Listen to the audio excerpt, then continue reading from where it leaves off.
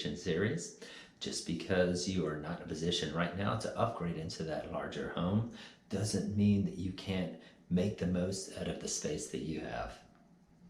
I'm Michael with Peak Realty, and this is the second topic in our series, the heart of the home, the kitchen.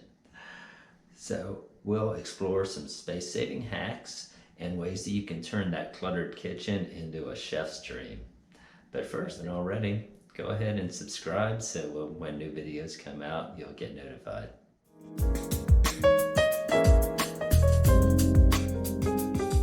Let's talk about kitchen appliances. There are so many just neat appliances out there. Whenever I'm looking on Amazon or watching TV and see one of those late night things, I'm like, ooh, that would come in really handy when I'm cooking. However, having a bunch of small appliances can really clutter up a space.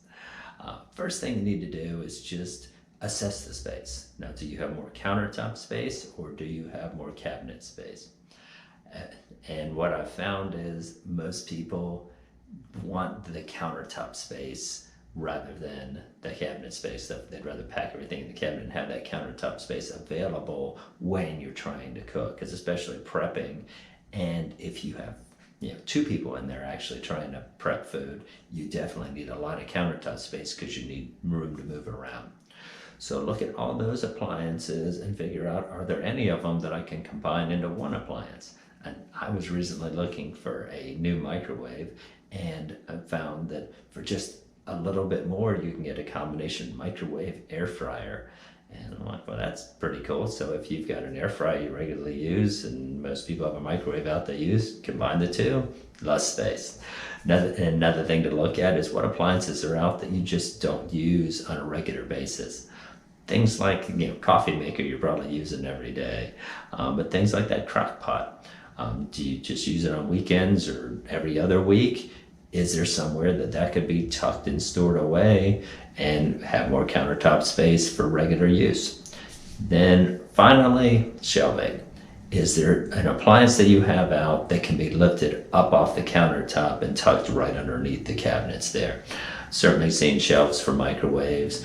Maybe there's some kind of shelf to store your other items underneath there. But explore all those and see what you could do to clean up the appliances in the kitchen there to make more space for the counter.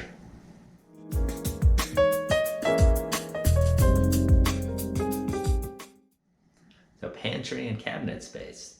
When you're in the middle of cooking something, it could be just a nightmare to go searching through a packed pantry looking for those special spices that you need, and you're like, I'm pretty sure I have it in here. So step one, same as with the closet organization, pull everything out of the cabinets and figure out what you actually have, because there may be some item that is way outdated that's packed in the back there that just needs to be thrown in the trash. And then also assess all the spices, because I found personally I tend to have duplicate of some spices and then missing out on some that I'm like, oh, I thought I had that, but I guess I used it all 6 months ago and then just forgot to replace it. So having the spices in a place where you can visually sort of see them all, some sort of rack that kind of stacks them either one deep or two deep at most. There are some great hanging things that you can hang on the back of a traditional door. So if you have a pantry door, it would work well for that. Normally not a fan of hanging stuff on doors, but in this specific use, it really shouldn't be too much weight, and that's the key. Don't try to stack anything else besides just spices on that hanging thing if you do hang it from the door. Or just organize the spices in a Lazy Susan or a couple Lazy Susans so they're just spinning around so you can just access everything. And then consider stackable containers as well.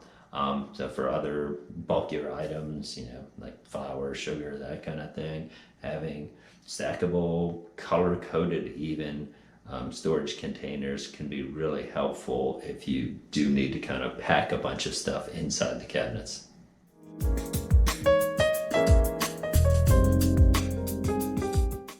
nobody likes having to try to avoid an avalanche every time they go to grab a pot or a pan because everything just sort of stacked all willy-nilly on top of itself. There are some great organizational things that you can buy to hang the pots and pans from the ceiling. And I found those are best if you happen to be fortunate enough to have like a center island, because then it kind of really looks nice around the island. However, I've seen them also just hanging over like kitchen sink area, or kind of near the stove if there's an open space over there. You certainly don't want them, be a little cautious about hanging them like directly over the stove, because of the, the just afraid of dropping them on the oven, and wouldn't work. But look for an open space and see if there's somewhere that you can hang those up to get them organized so you can see them. Another thing to consider is just getting new pots and pans that are all stackable, so they're neat and clean and organized, and that way you know exactly where what you're looking for is going to be. Then looking at the kitchen utensils, there's some, like I have a certain knife that I use. If it's clean, that's my go-to knife. And then, a certain spoon, metal spoon that I like that one because of the way the handle is. So I like to use that one to stir the best. I'll certainly use other ones. But those go-to utensils you have, finding a magnetic strip that you can mount to the wall to then hang those and save some of the drawer space so you can organize the drawers more neatly with all the other miscellaneous utensils that you have.